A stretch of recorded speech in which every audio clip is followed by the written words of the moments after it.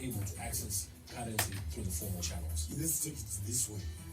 Until about this time last year, we were running what I call an over-liberalized foreign exchange market, something that no other country does. Especially in a situation where the hard currency, the US dollars, is the medium of exchange. It's almost like the sole currency, and yet we don't print it. The talk that gets you talking, Mondays to Thursdays between 6 p.m. and 9 p.m. News, lifestyle, charts, live radio, station highlights, and much more. Get it all on zfmstereo.co.zw. The platform. Step up and speak out.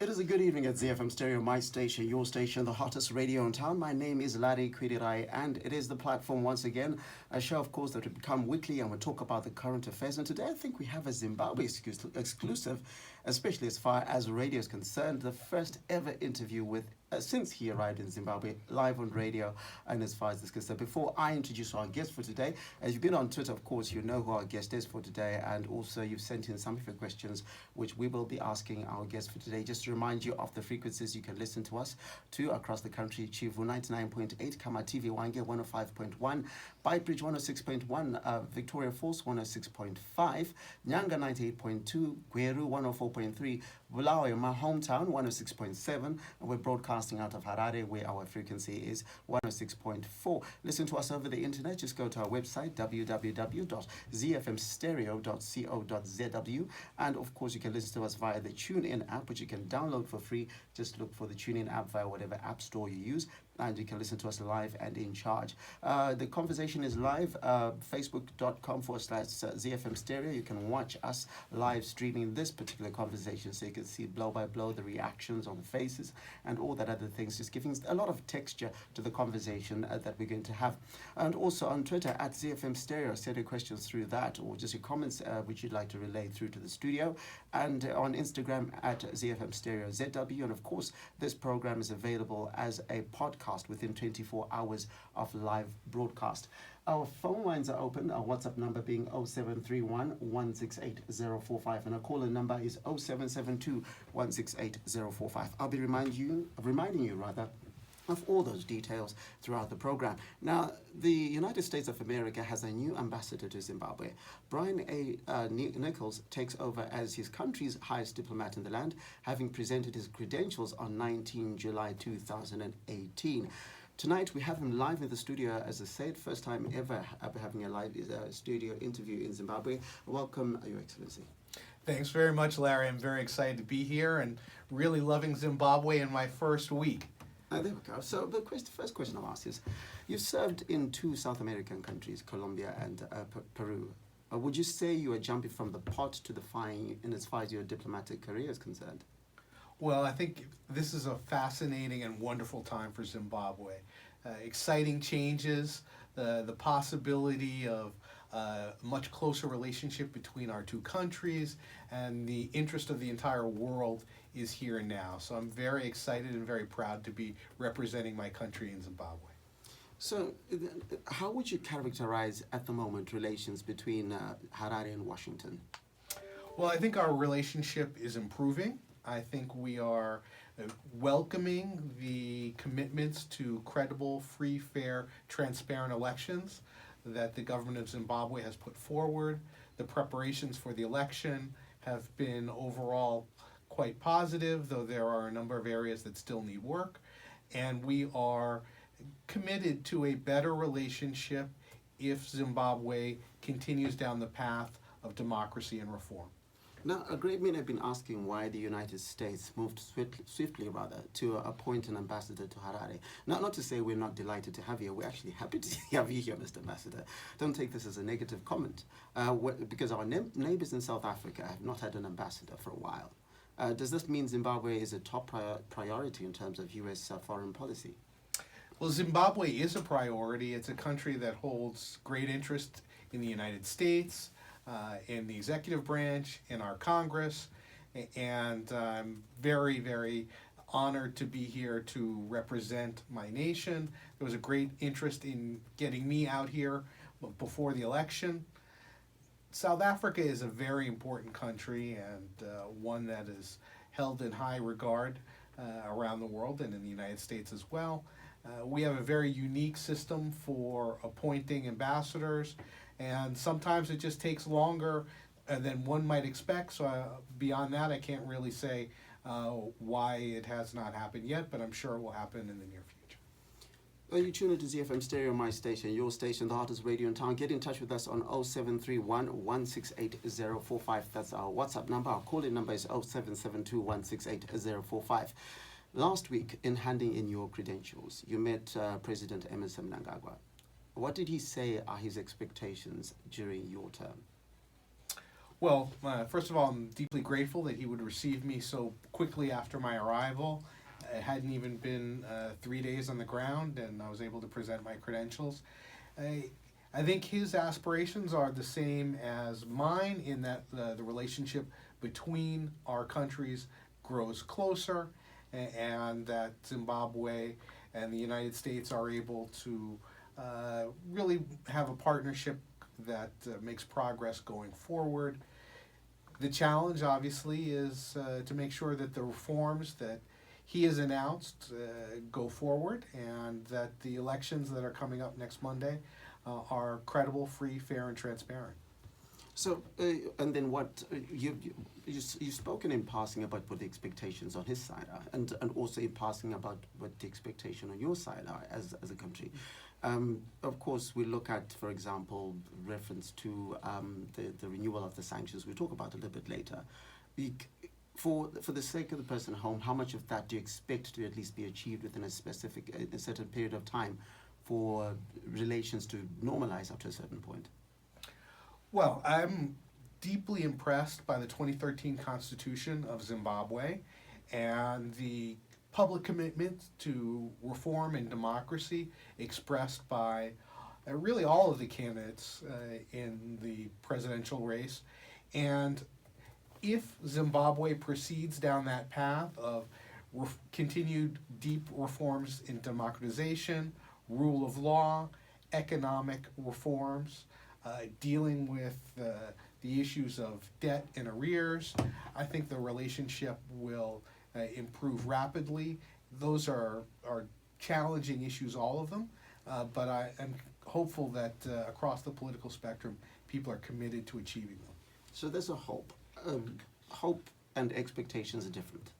So, get back to President Mnangagwa, do you believe he genuinely wants reforms that the United States government has been asking for in order to lift the sanctions? Well, I think we've been very clear in what the requirements are. A number of the areas are enshrined in U.S. law. In the ZDARE Act, the Zimbabwe Democracy and Economic Restoration Act. And those have been very clear to the government of Zimbabwe for quite some time. And we've been heartened by President Mnangagwa's statements so far and some of his actions. But the government of Zimbabwe needs to really continue along the path of reform. And I hope that whomever is elected in the presidential election will pursue those reforms. Okay, I'm going to take a quick break. The tune to ZiFM Stereo, my station, your station, the hottest radio in town. I'm in the studio with the new ambassador to the United States of America, His Excellency Brian A. Nichols. We've just gone through the early parts of the discussion, in which we talked about principally what the expectation is going to be. We're going to now, I know a lot of the questions have been asked around elections and around the sanctions issues themselves, and a lot more other issues that came up when you sent your questions in a little bit earlier. But I will be taking your calls as well as your WhatsApp messages and reading them out. So do get in touch on 0731 168 045 being our WhatsApp number, and then our call-in number being 0772 168 045. It's ZiFM Stereo, my station, your station, the hottest radio in town. Enjoy world-class radio online. ZiFM Stereo is available on TuneIn. Search for ZiFM Stereo and you got it. It's ZiFM Stereo Talk. can we begin by looking at Zimbabwe's debt clearance plan? We have since cleared our arrears to the IMF, and right now, clearance of arrears to the African Development Bank and the World Bank is underway, is work in progress.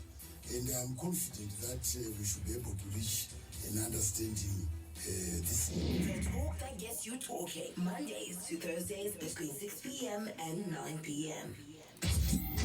To all you Twitter heads, connect with ZFM Stereo on twitter.com/ZFM Stereo /ZFM Stereo. The platform. Step up and speak up. You tune into ZiFM Stereo, my station, your station, the hardest radio in town. It's Larry Kwirirayi, it's the platform, and as I said, we've got the brand new, a week old actually, the ambassador to the United States, or rather United States ambassador to Zimbabwe, Ambassador Brian A. Nichols, was in the studio. He presented his credentials, as I say, to President Mnangagwa on 19 July 2018, and we are having his first ever interview in Zimbabwe. So we're just going to have a look at some of the messages from a little bit earlier, pertaining to the issues that we talked about. Someone's asking, someone says, after elections and the US and Zim complete re-engagement, will the US Federal Reserve support us with USD financial packages? Well, the United States has been one of the largest donors to Zimbabwe over the last decade and really since independence.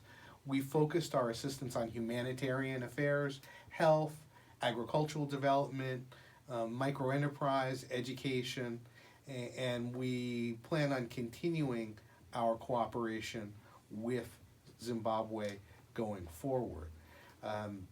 The Federal Reserve of the United States is our central bank.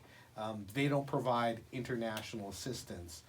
So I think the question is a little bit off on the assistance point, but certainly cooperation across the board is something that we're open to if Zimbabwe continues to pursue reforms.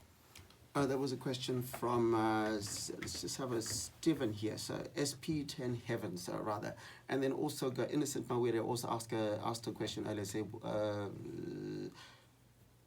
okay, would you be happy to know when the sanctions regime imposed, would be happy to know when the sanctions regime imposed on Zimbabwe will be removed, and what will happen to all those frozen funds for Zimbabweans on the sanctions list? Have they been investigated, and have they investigated the source of these funds? Well, the sanctions list is something that's controlled by the executive branch, and it's specific individuals who have been sanctioned. They're not general sanctions on Zimbabwe. The individuals and entities, that's to say companies, can request at any time a review of their situation. And we do remove people from the list and companies from the list based on information that they provide. And we also add individuals and companies to the list based on information that we obtain. The process of broader restrictions on our economic cooperation and loans from international financial organizations are covered under the ZEDERA Act, the Zimbabwe Democracy and Economic Restoration Act.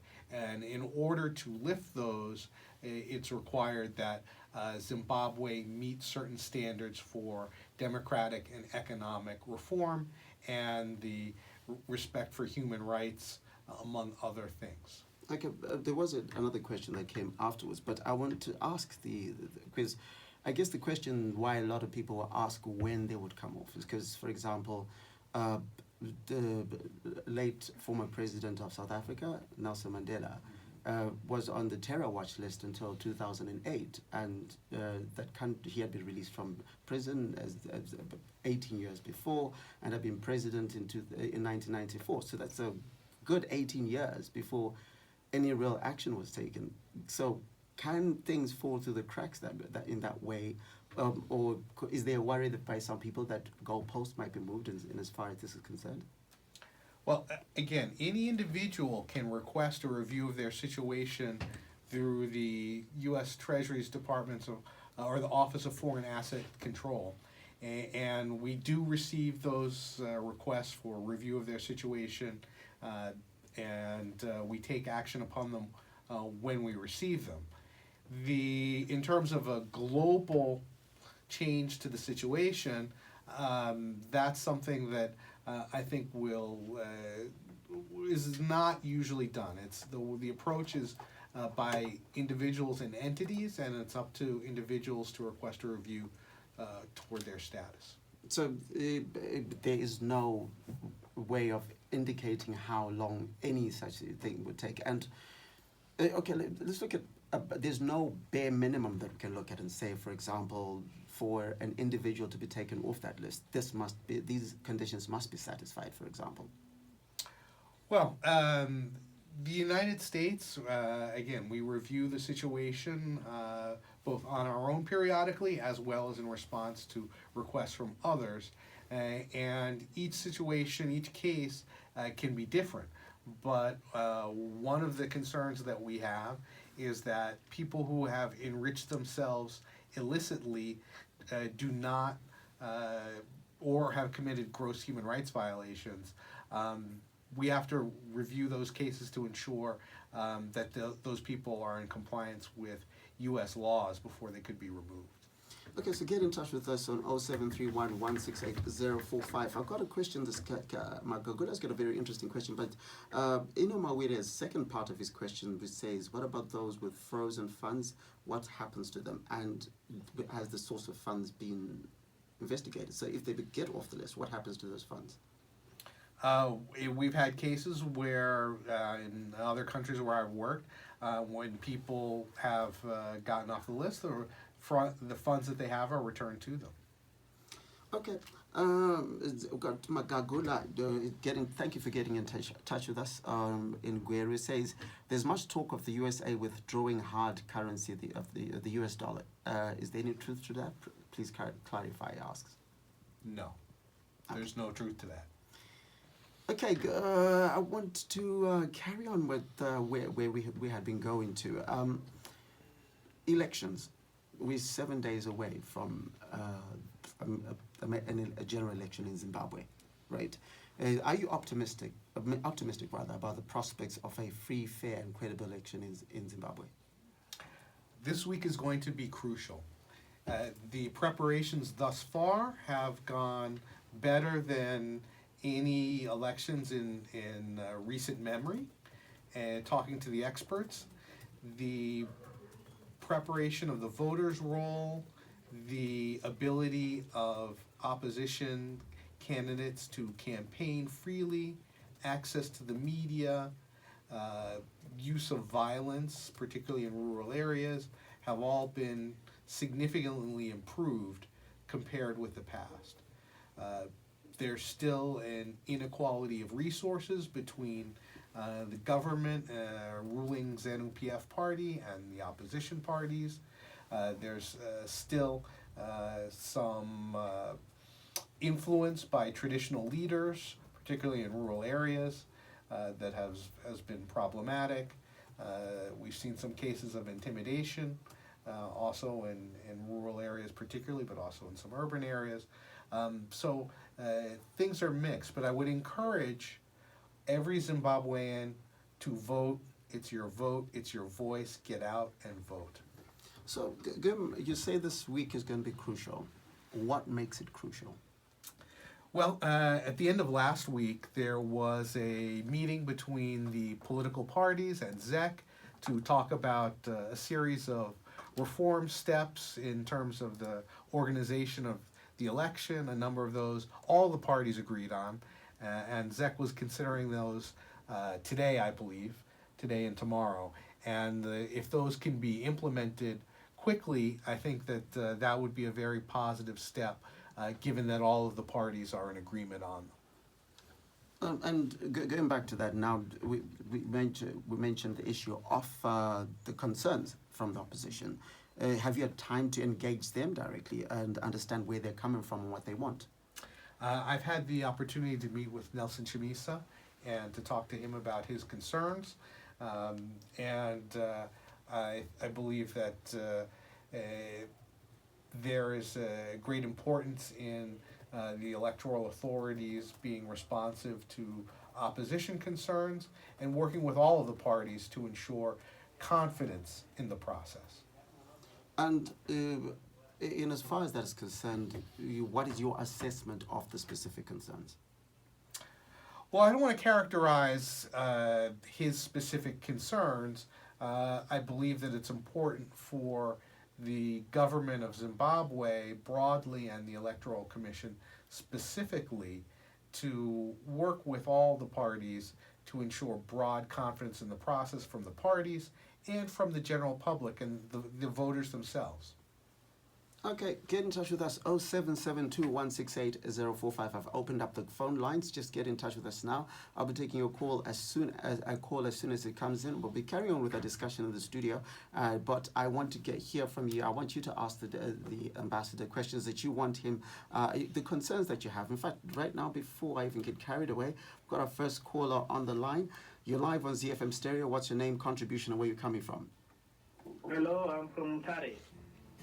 Yes, go ahead with. Barache. Go ahead, Simbarashi. I would like to congratulate His Excellency Day for being appointed the ambassador from America. What I would want to say is I would want to ask him to also use the influence from his country to ensure that we really have free and fair elections here. The situation on the ground is not reflecting fairness at all. Lots of things are being said by ZEC. It seems like ZEC is an extension of another political party. Yeah. Okay, don't know why that call cut. Please do try to call back and finish your point. But that's a cool question. I mean, the question I'll ask, maybe for the sake of this particular question, are you familiar with the Electoral Act for Zimbabwe? Only in broad terms. I've been studying on the framework for the elections of Zimbabwe, and I will say that the broad steps that the Zimbabwe electoral authorities have taken have been overall constructive. I think that this is a crucial week for confidence building for the public and for ensuring that the international community and the Zimbabwean people all are able to witness free, fair, credible, transparent elections. We in the international community are sending a wide range of observers for the process. From the United States, we have both civil society observation mission, which will include a number of prominent people from the National Democratic Institute and the International Republican Institute, the IRI-NDI Zimbabwe International Election Observation Mission. Has a long name, but they've been here on the ground, some of the working level people for quite some time already, and some higher ranking people will be coming in the next few days, including one of my predecessors, or two of my predecessors. Ambassador Johnny Carson is coming. We're having also Senator Jeff Flake from the United States Senate. Congresswoman Karen Bass is coming. Former President Ellen Sirleaf Johnson is coming in conjunction with that mission. So we've got a very august group of people who will be there, as well as an electoral observation team from the United States Embassy that will be covering the entirety of the country. We've got 17 observer teams with United States and Zimbabwean citizens who are employed at our embassy, who are going out to look at the process, and I will be one of them. I've got my badge, I'm registered, I'm very excited to go out and see the process. Okay, but just going to take this call quickly because he's been trying to call. I'm hoping it's the previous caller so we can get him to finish. What's your name, contribution, and where are you calling from? Hello? Yes, what's your name, contribution, you're calling from? You're live on ZiFM Stereo. My name is Lauren. Go, go ahead, Lawrence. I would like to welcome the ambassador to Zimbabwe and also to advise him that people here in Zimbabwe are sentenced to make the same thing. We never had a free election every time. We've never had a free election environment. I don't think every time. I hope you can tell me where the president and Hello? Hello, do you want to try and call me again? You're not sounding very clear. We're struggling to hear you, unfortunately.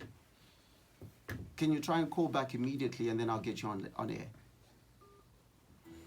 Yeah, that's unfortunate. I wanted to hear exactly what he said, but it's a bit distorted. So I'm hoping that's him. Oh, this is a different caller. But okay, we'll try and get you. You're live on ZiFM Stereo. What's your name, contribution, and where are you calling from? Hello, it's Simbarasha again from Mutare. Go ahead, Simbarasha, and please try and get to the point as quickly as possible because we want to get as many calls in as possible. Okay, what I wanted to say is a lot of the things the MDC Alliance is calling for may not necessarily be legal issues. Some of them are extra legal concerns, but they are very, very important when you talk about the spirit of fairness.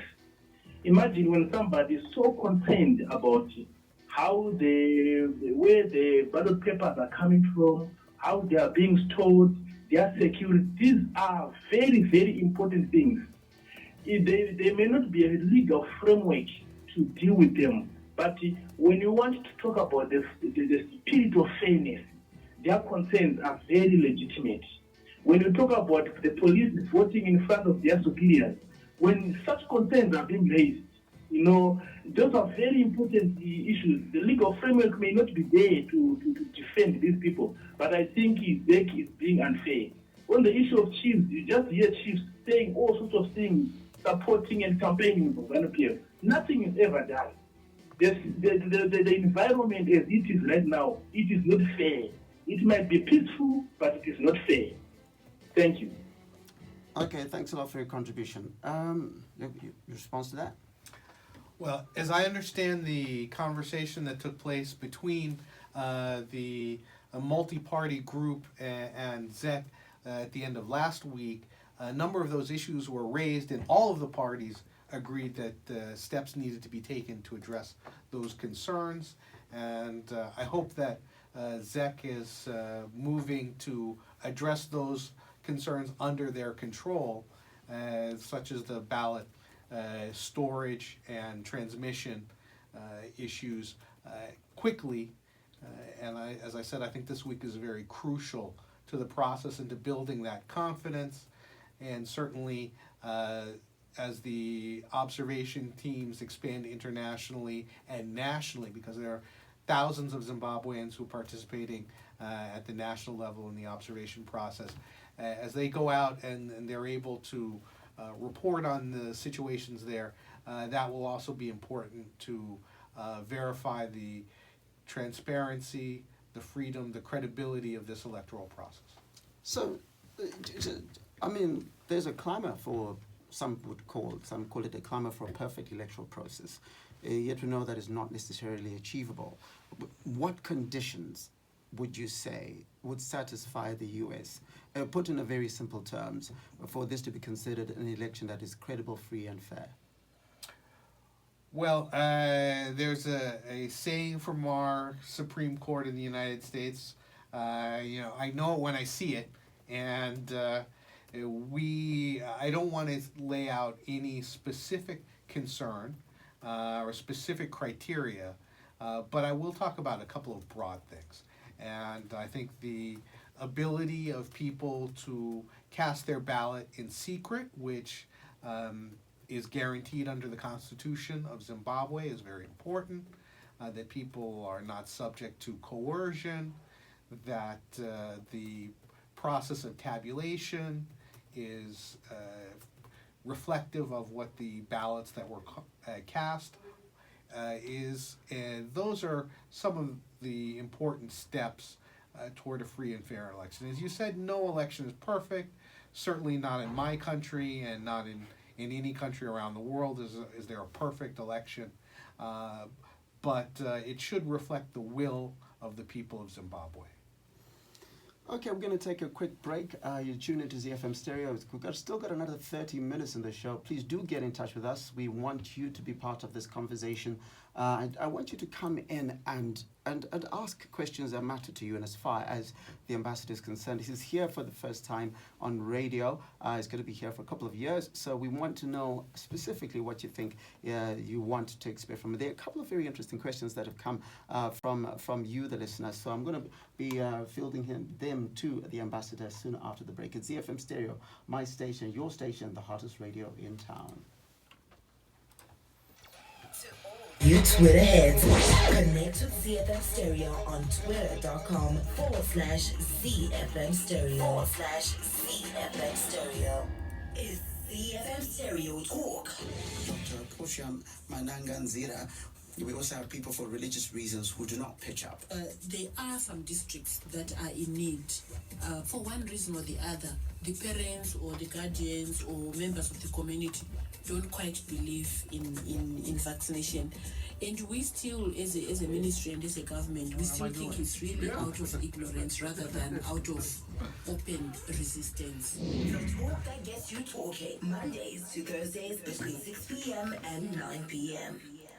Yes, ZiFM Stereo is on YouTube. Search for ZiFM Stereo and get all the action. The platform. Step up and speak up.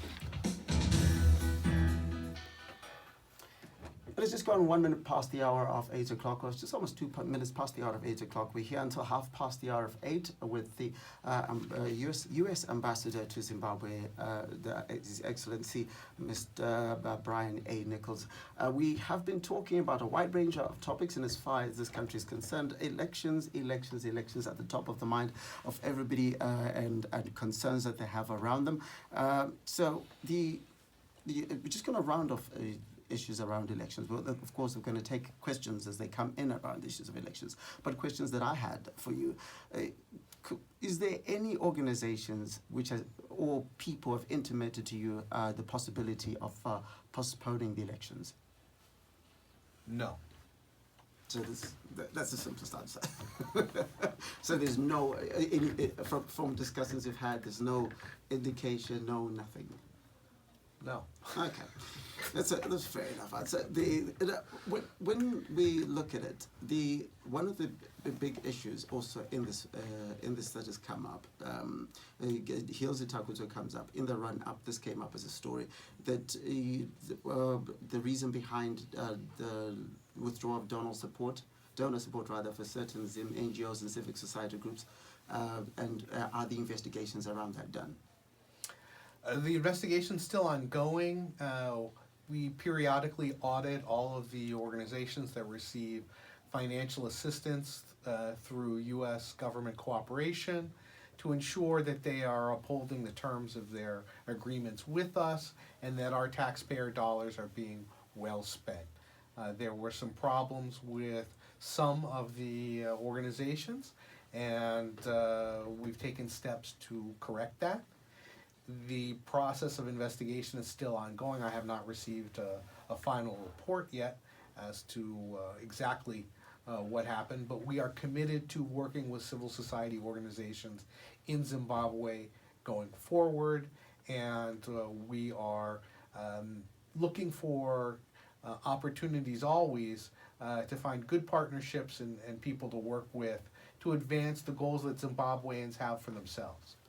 So I suppose the question someone would ask, and I think you've answered it in part, to say, because they have been watching international media where your president has come out and said, we need to cut down on aid, and there's been a lot of budget cutbacks and so forth in terms of international aid. So you're saying it had nothing to do with that? No, this was purely an issue of following the terms of the agreements that we have, and making sure that the organizations are living up to the very strict requirements that we put upon them in the use of our resources. And it's nothing to do with overall levels. The overall levels that we have actually are looking to go up a little bit, so that's not an issue. The question that would follow up is this: is that some people say, okay, some of these organizations were seen as being vocal on some of the issues that the United States champions, and some of them had to do with elections and democracy issues and so forth, and so close to an election. You're not worried the confidence that people might have in the work that these organizations have done, especially connected to the United States?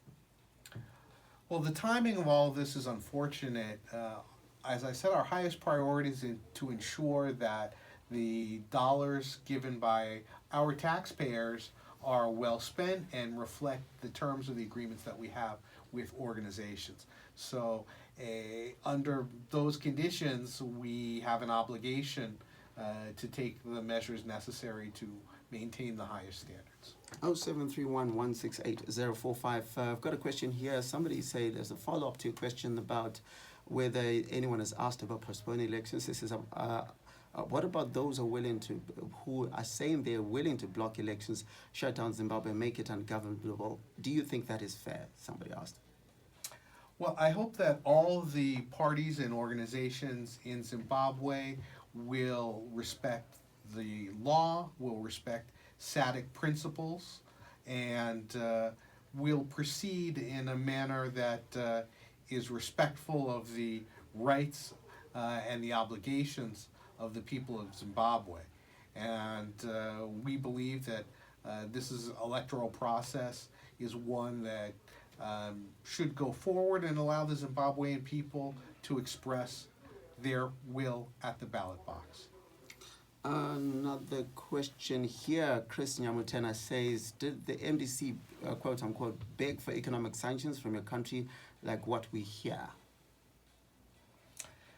The concerns that my government has had about issues of democracy and rule of law and economic freedom in Zimbabwe are concerns that, while we share them with many Zimbabweans, they are things that are priorities for our nation, and we don't respond to petitions from any party or group necessarily. These are concerns that we have. There's a great deal of interest in Zimbabwe, in my country, a great commitment to Zimbabwe. There was a long history of support for Zimbabwe's independence prior to 1980, and we have been strong supporters. We've given billions of dollars in assistance to Zimbabwe over the years, and that's something that is a heartfelt commitment to the people of Zimbabwe. But the follow-up question that we asked is the activists and what you call leaders of the opposition were in the United States in December, and they made their presentations before the U.S. Senate Foreign Relations Committee, and a lot of what they expressed got included pretty much in the document that became as the update to the Zidera Act. So the question then becomes, if you say that you essentially make a lot of these decisions independently, so to speak, why is it that so much of pretty much everything that they said was taken on board? And then the other side of the question is, why isn't anyone with a competing voice outside them allowed to put their voice in the ring? Well, we meet with, as a nation, we try to engage with a very broad range of people, and our goal is to promote a Zimbabwe that upholds the democratic ideals of the 2013 Constitution, that gives the people of Zimbabwe the opportunity for a prosperous and free future. And I believe that the new Zidera legislation that has passed the United States Senate is a reflection of that desire. So, but I get that. And from a broad perspective, that sounds True. Okay. But for the sitting at home person, it became a big issue here, by the way. But for the person sitting at home, the fundamental question is, and it has always been said, that the United States has pretty much taken on whatever the MDCT in this instance has to say. If they say this is happening, they just take it on as is and put it as part of as essentially as its foreign policy on Zimbabwe. That question again becoming, why is it that competing voices outside that narrative never find their way into documents like ZIDERA and stuff like that? Well, I believe that the consultations between my government and the government of Zimbabwe definitely feed input into the foreign policy process in my nation. I think I'm here to talk to all Zimbabweans, including and particularly the government of Zimbabwe, about the concerns that they have, and to ensure that that information is received in my capital. I'm honored to be here to do that, as well as to convey the views of my government to the government and people of Zimbabwe. So I disagree with the premise that we accept wholeheartedly, without any judgment, the input of any specific sector of society in another country. We're here to try and understand the broad situation and to promote our long-held values of democracy, human rights, the respect for private enterprise. Those are long-standing U.S. goals, and we continue to work towards that and in support of the aspirations of the Zimbabwean people. I don't know what you think. Get in touch with us on 0731 168 045. What do you think? I think the question is answered as much as it can, but my question still will be, and I don't know if you understand where I'm coming from here, to say it has tended to tilt a certain way. And is it because the U.S. government's policy tends to tilt towards the aspirations of a certain political establishment or not? That's the feeling on the ground. I don't know if you want to put a final word on that, or you say it as much as you can on it.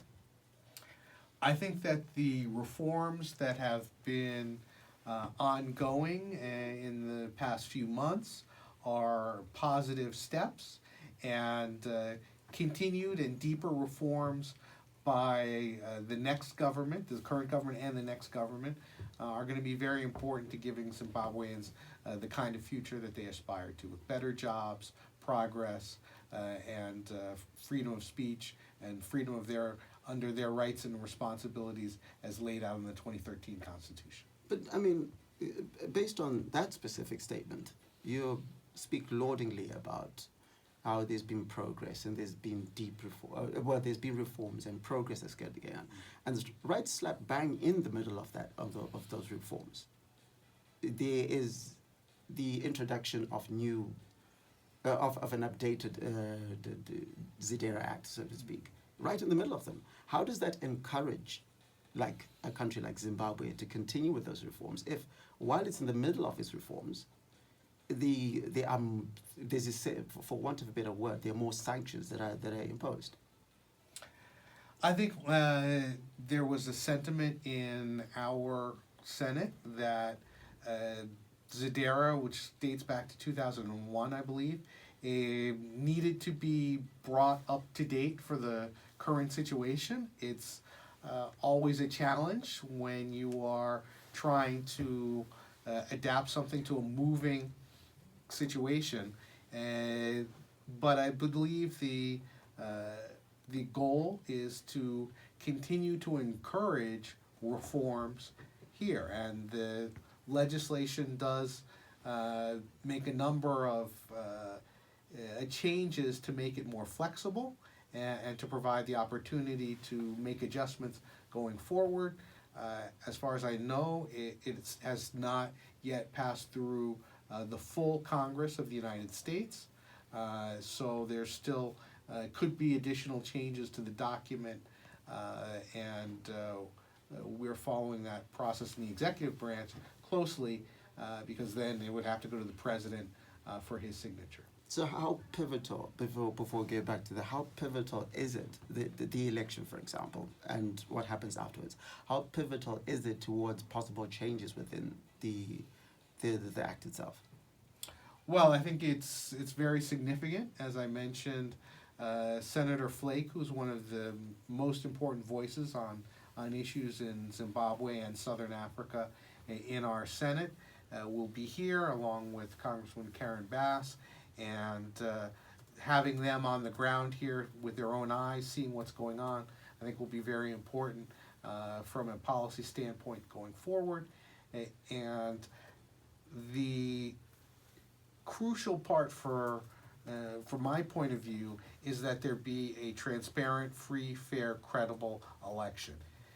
If that happens, then I think there will be an excellent base to build on and to move forward, and I'm hopeful that it will.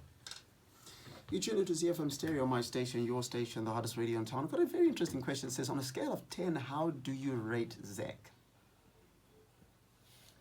Well, I haven't. That's an interesting question. I have not had the opportunity to meet with any of the leadership of ZEC, so I still would not be able to give them a grade. I think they've taken some positive and very significant steps in electoral preparations, but really the final exam is the election. So I don't think it would be fair to give them a grade before then, but I will say that this week is crucial to build confidence in the process. When you look at the recent Afrobarometer poll that came out, for example, there's still a significant minority of people who have concerns about the process, and taking steps to assuage those concerns is important going forward.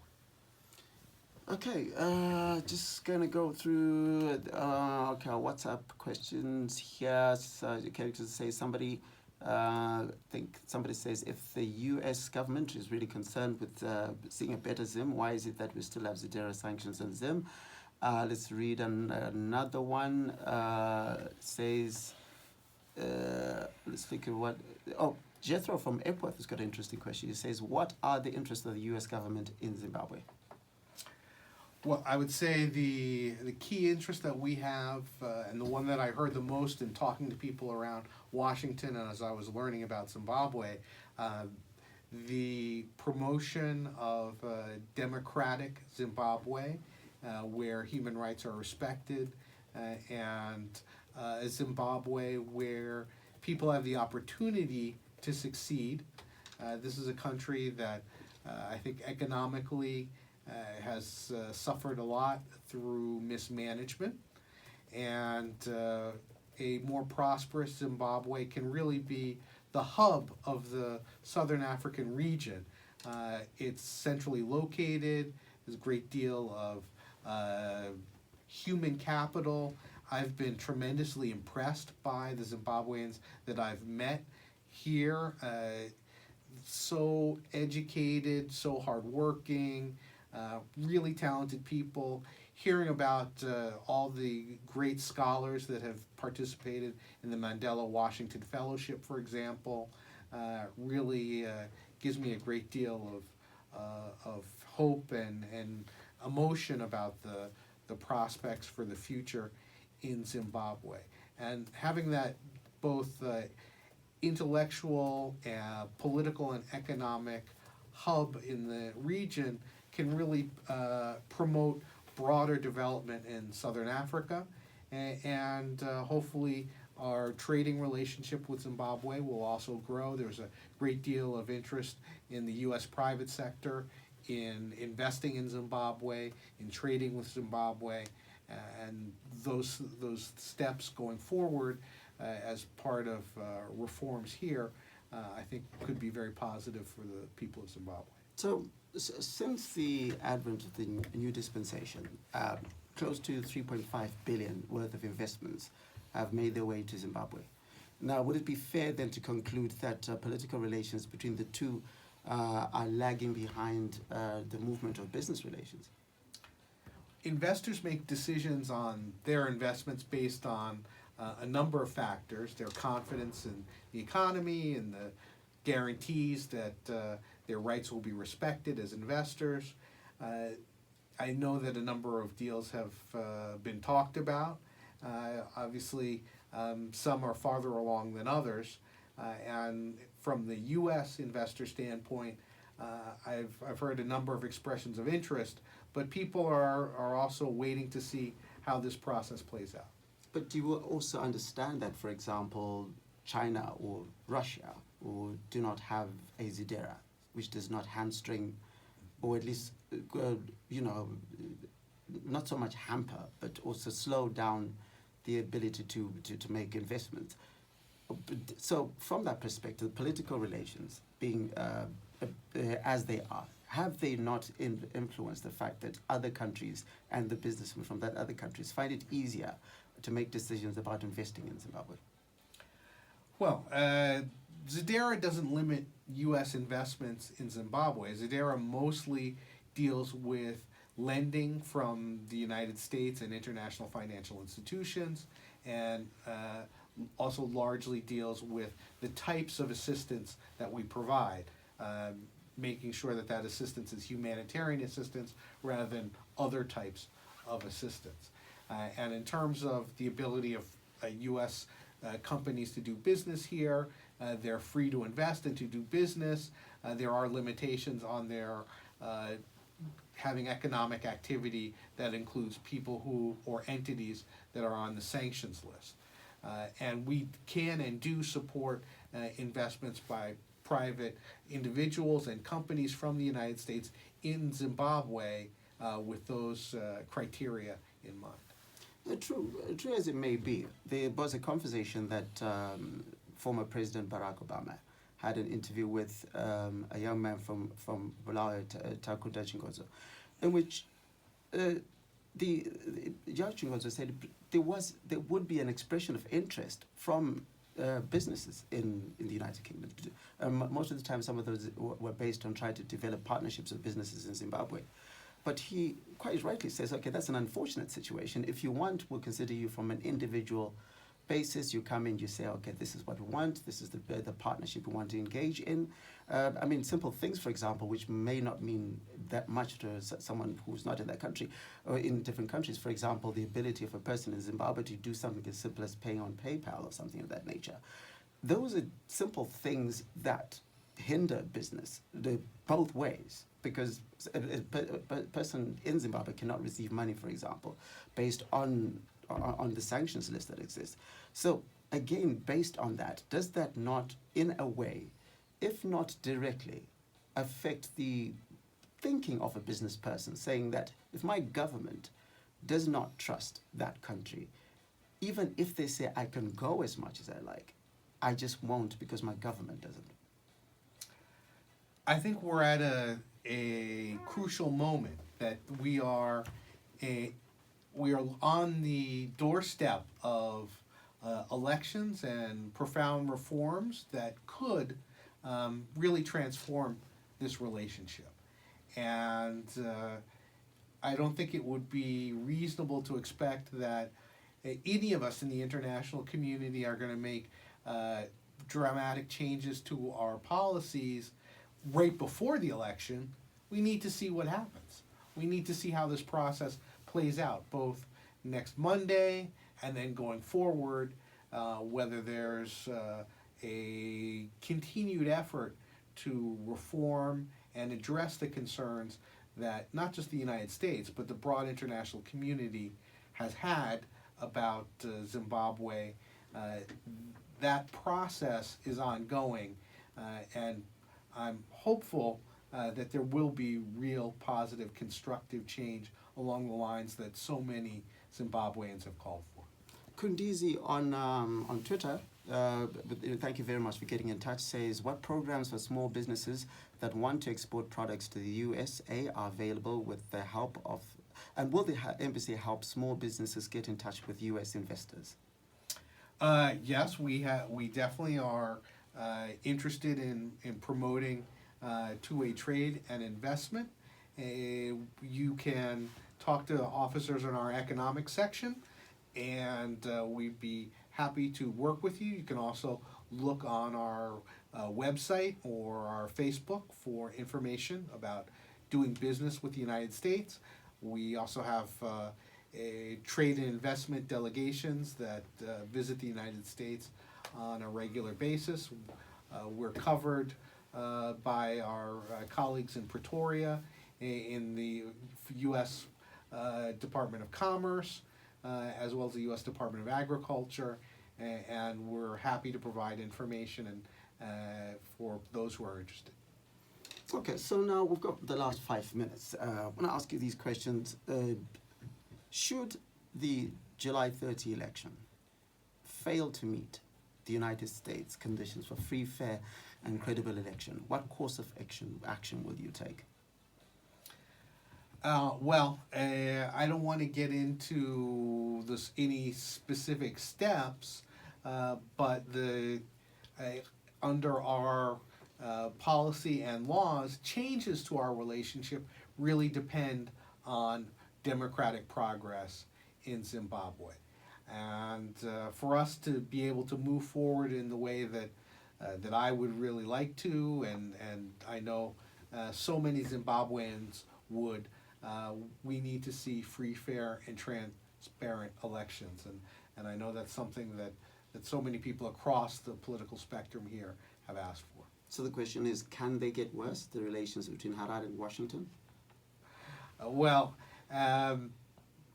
I'd like to see is the relationship to get better. The question is, can they get worse? I'd like to see the relationship get better. That's what we hope. So I think everyone is sitting at home is, given the situation that we are you say, can the relations between Zimbabwe, if the criteria that you want met, did you say that are the condition for the development of relationships between Zimbabwe, improvement of relationships, if they're not met, can they get worse or will they remain pretty much the same? I think Zimbabwe, to really address the concerns of the people here, and one of the things that we haven't talked that much about is the desire for jobs and the desire for opportunities of the people of Zimbabwe. And this is an opportunity to move forward in that direction. And a more democratic Zimbabwe, a Zimbabwe where the rule of law is respected, is one that's going to be a more prosperous Zimbabwe. And I believe that if the democratic process is respected with free and fair elections on July 30th, then those changes will move forward in a positive way. It is a great opportunity for this country. It's something we're really once in a more than a generation moment in Zimbabwe. And people are very excited, and I want to encourage all Zimbabweans to go out and vote. It's your vote, it's your voice. This is your country. Speak out. Okay, just before we go, this question, someone has been sending me this question repeatedly. I'm going to have to ask him quickly before we go. It says, the elders bemoaned the attacking on the basis of gender of the ZTC chairperson and so forth. What is the position of the United States on that? We believe that criticism should be based on policy criteria and the actions of a person.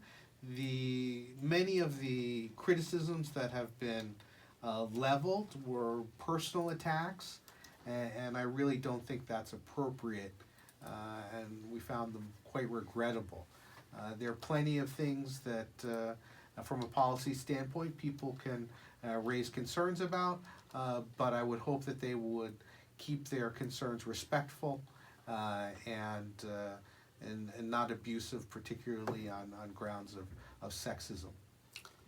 For the first time on Zimbabwe Radio, live on Zimbabwe Radio, that's the voice of the new United States of America ambassador to Zimbabwe, Ambassador Brian A. Nichols. Thank you very much for joining us.